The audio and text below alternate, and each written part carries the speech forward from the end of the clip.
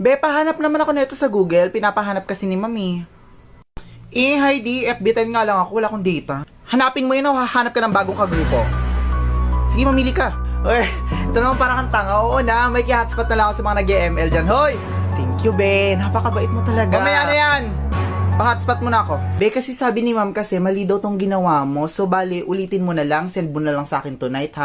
Ulit na naman. Pagod na ako. Uulitin mo to. Uulitin mo yung buong subject, Be. Ha? Hindi. Mas nakakapagod nga yun, no? Oo. Una, sige, send ko sa'yo mamaya. Diba? Mas mabilis yung ganon. Sige, ha? Expect ko tonight, ha? Okay, so ang ginawa ko is hinati-hati ko na lang yung mga gastos. So, bali mag-ambagan na lang tayo para mapaprint na natin. Mangungulekta ako ng 50 pesos sa bawat isa. Okay lang ba yon? Heidi, wala na akong pera. May date pa ako mamaya. 50 pesos na ambag o 50 na grade, ha? Uy, mas mahal mag-aral ulit. Yung pamasahe mo pa, yung baon mo pa, ano? Charot lang, parang tanga naman. Takunan ko muna yung paluwagan namin. O, diba? Ang galing mo sa math, be. Akin na 50 mo. Be, na-type ko na lahat yan, So, bali, hintayin mo na lang ma-print lahat para dalihin mo dun sa classroom. Okay? May pupuntahan pa ako.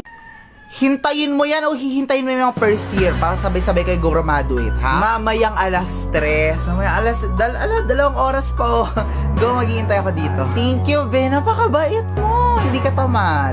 Be,